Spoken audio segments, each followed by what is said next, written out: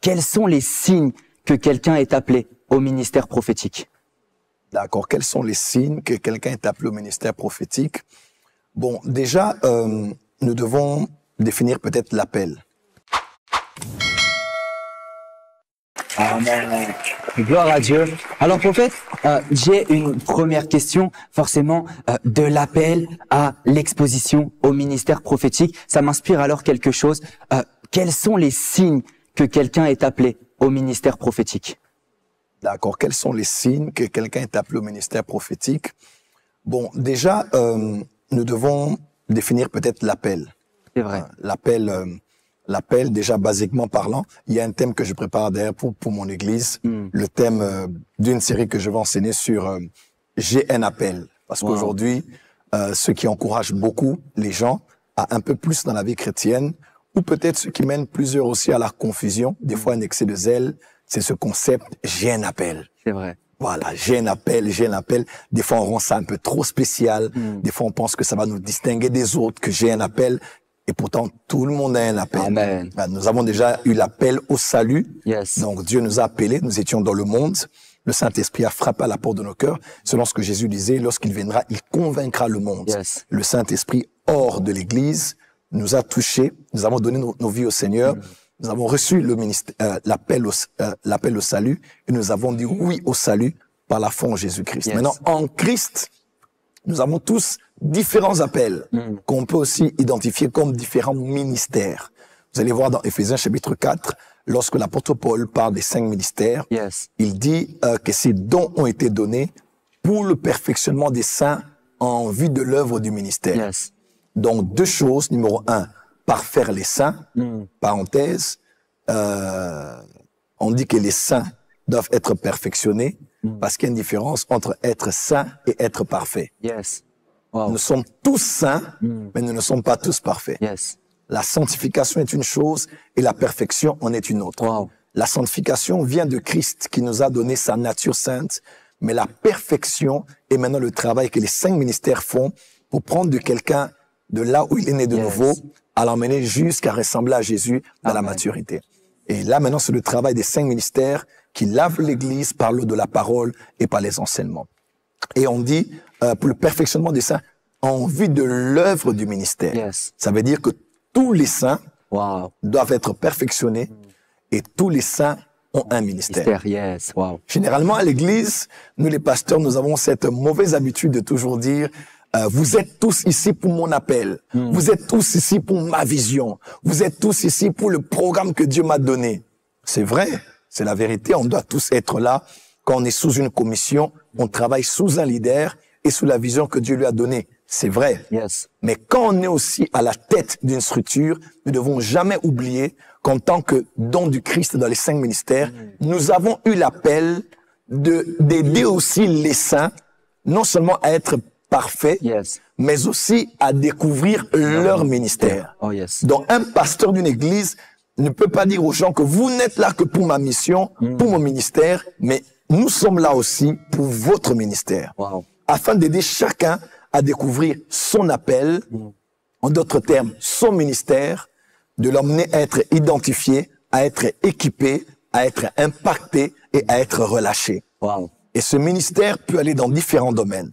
Il y a un ministère, vous allez voir par exemple, la Bible dit que nous sommes un sacerdoce royal, parce que en Christ nous sommes des rois et des sacrificateurs. Donc il y en a de ceux qui ont un ministère pleinement sur le plan séculier, qu'on appelle les rois, et aussi ce qu'on appelle les sacrificateurs, qui est un ministère pleinement ecclésiastique, où d'autres même peuvent gérer. Ils sont un pied à l'église, mais ils ont aussi un autre pied dans le monde séculier. Parce que tout le monde a un ministère. Le mot ministère en latin veut dire ministerium, qui veut dire une tâche qu'on effectue au quotidien. Être avocat, c'est un ministère. Être médecin, c'est un ministère. Être docteur, ingénieur, maintenancier, qui que vous soyez dans le monde séculier, c'est ce que vous faites au quotidien. Dans le travail d'un pasteur ou d'un berger dans une assemblée, c'est d'aider les saints à découvrir leur appel spécifique. Et voilà pourquoi je crois que les prophéties doivent aller au-delà de Dieu dit tu es apôtre, Dieu dit tu es prophète, Dieu dit tu es évangéliste, mais on doit aussi dire que Dieu dit tu es écrivain, Oh, yes. Dieu dit tu es peintre. Wow. Dieu dit que tu es dessinateur. Et parce que l'appel de Dieu est diversifié tant dans le monde ecclésiastique que sur le plan séculier. Donc ça, c'est déjà un appel. Alors, ça, c'est déjà basiquement ce que veut dire l'appel. C'est la convocation de Dieu à rejoindre la mission qu'il vous a donnée, le ministère qu'il vous a donné. Alors, l'appel se fait de deux manières. Il y a ce qu'on appelle, je parle spécifiquement des prophètes ou en général. Vous pouvez parler en général. En général, voilà. Je crois que l'appel est d'abord éternel.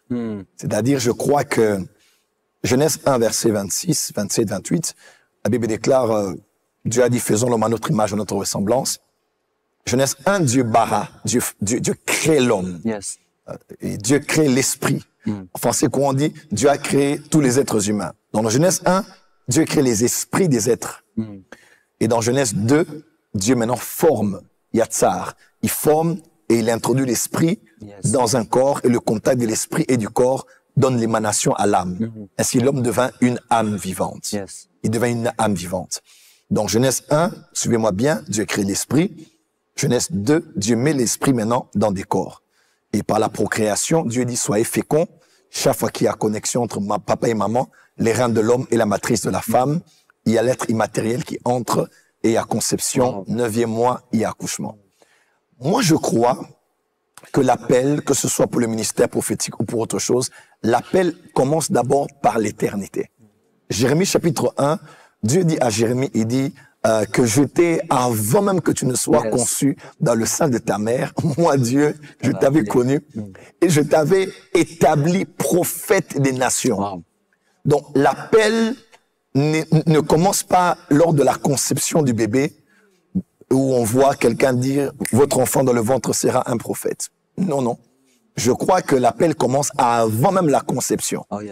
Et je crois peut-être que la rencontre de votre père et de votre mère était le prétexte de Dieu pour vous permettre de venir sur la terre.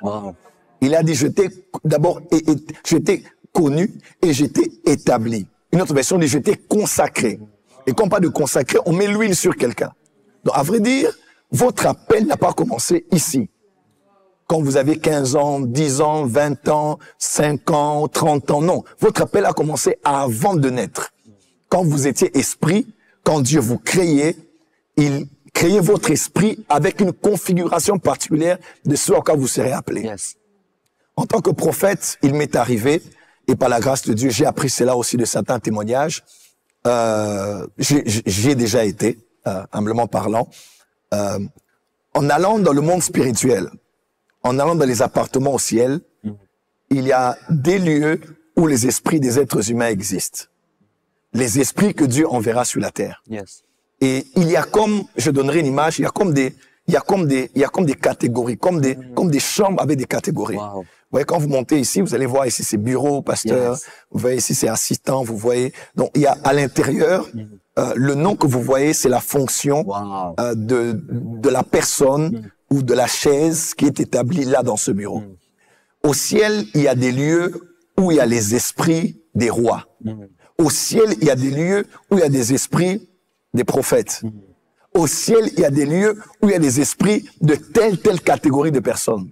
Quand Dieu les prend, Dieu les envoie sur la terre, ces personnes sont conçues dans le ventre de leur mère. Lorsque ces personnes naissent, écoutez-moi très bien, vous allez peut-être remarquer, beaucoup d'enfants sont au niveau de l'école, bien votre enfant ou bien vos enfants sont là, mais bizarrement, il y a un enfant qui est comme tous les enfants, il n'a jamais appris le leadership, il n'a jamais appris comment attirer les gens autour de lui, mais bizarrement, c'est un petit garçon, mais très futé, et tous les amis gravitent autour de lui.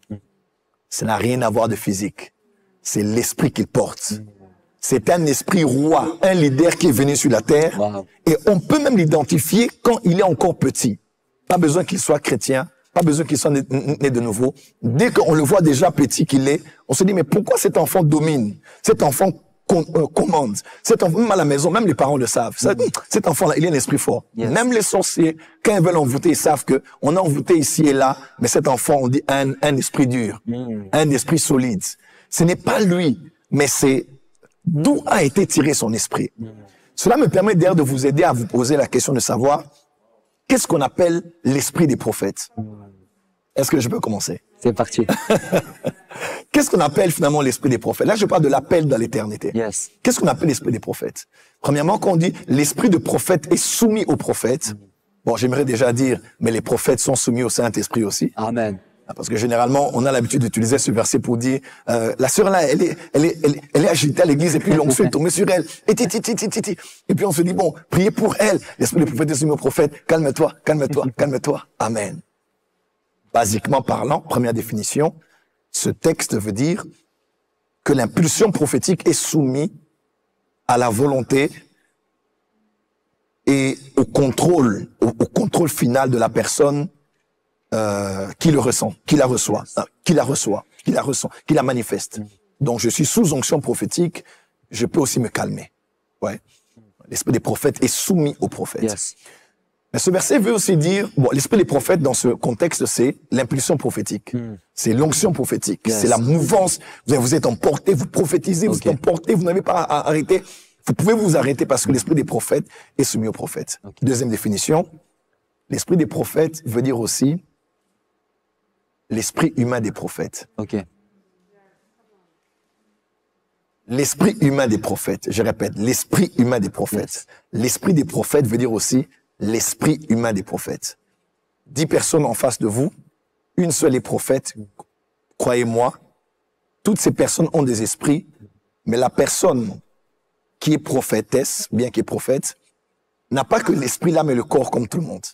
L'esprit là, l'esprit humain de la personne qui est appelée prophète, connaissant Jésus ou même pas encore sauvé. L'esprit humain d'une personne qui est prophète, c'est ce qu'on appelle l'esprit des prophètes. Ça veut dire, un prophète, chrétien ou pas encore chrétien, son esprit à lui, c'est ce qu'on appelle l'esprit des prophètes. Tout être humain a l'esprit, l'âme et le corps. 1 Thessaloniciens 5, verset 23. Mais un prophète, en Christ ou même pas en Christ, son esprit humain là, c'est ce qu'on appelle l'esprit des prophètes. Yes. Je t'explique maintenant. Dans l'éternité, quand Dieu créait les prophètes, dans la catégorie des prophètes, tous les esprits qui se trouvent là, on appelle ça l'esprit des prophètes. Donc Dieu prend cet esprit qui est configuré au prophétique, configuré à entendre Dieu, configuré au monde spirituel, configuré à lire les temps et les saisons. Dieu prend cet esprit, il l'envoie dans un corps, dans un embryon. L'enfant, 9 mois. Bizarrement, on sent, surtout quand c'est un prophète qui a une mission spécifique sur la terre, la maman est encore enceinte. Des fois même avant que la maman ne soit enceinte, on commence à lui dire, tu auras un garçon. Parce que dans le monde spirituel, Dieu prépare d'envoyer un esprit dans le ventre de cette femme.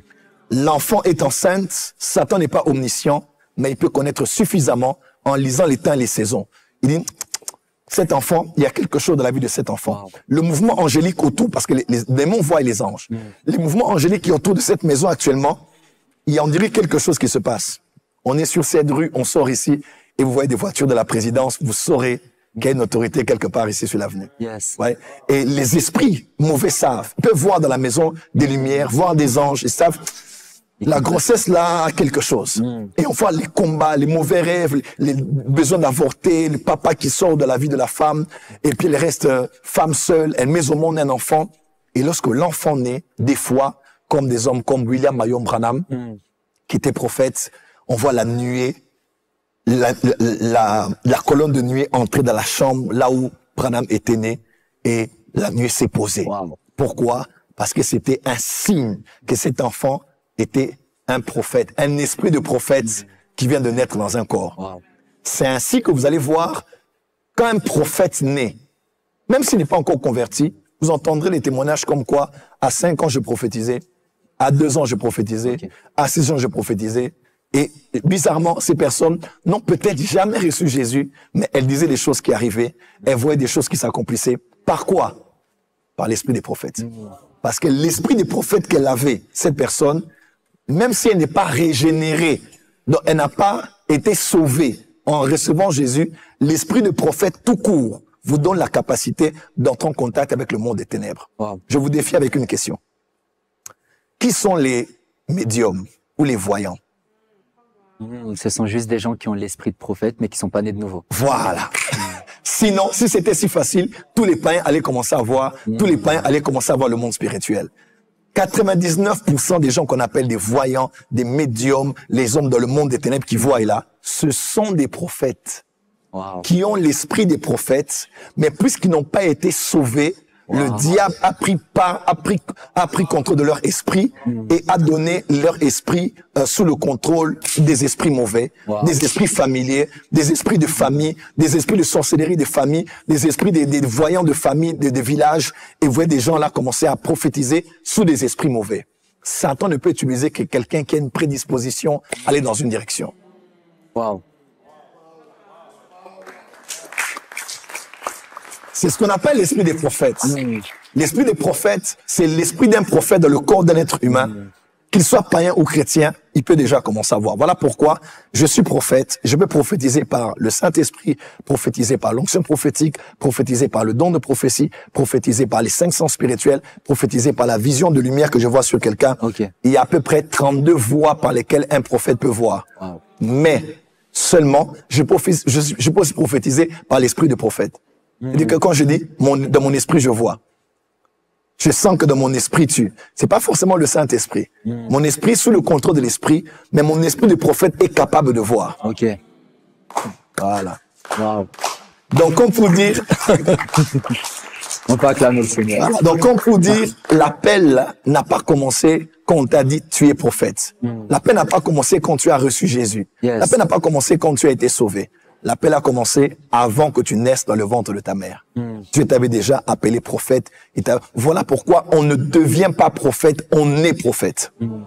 Wow. Quand quelqu'un doit aller à l'école des prophètes pour devenir prophète, il n'est pas prophète. Wow. Quand quelqu'un doit être impacté dans le prophétique pour devenir prophète, il n'est pas prophète. Okay.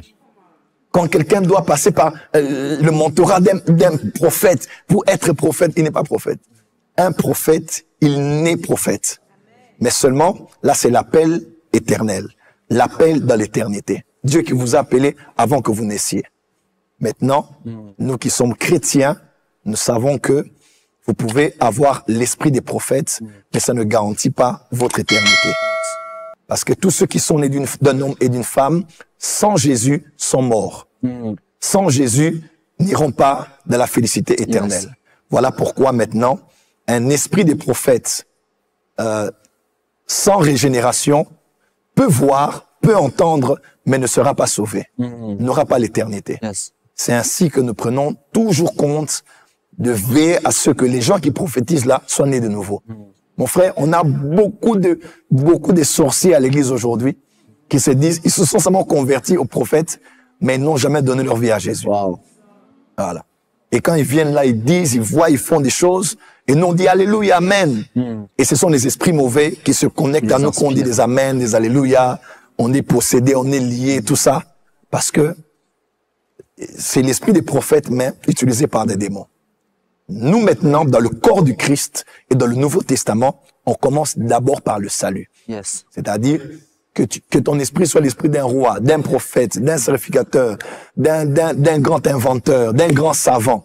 Tu dois d'abord recevoir Jésus pour que ton esprit mort connaisse la régénération. Yes. Que tu sois sauvé, que tu sois régénéré et que maintenant ton esprit soit à nouveau en contact avec l'Esprit de Dieu. Wow. C'est ainsi que vous allez voir quelqu'un, il donne maintenant sa vie à Jésus, il commence à avancer dans la vie chrétienne et on lui dit, toi tu as appelé le ministère prophétique. Et facilement, boum, ça explose. Parce que c'est ce qu'il est qui a été révélé. Wow. Voilà. Amen.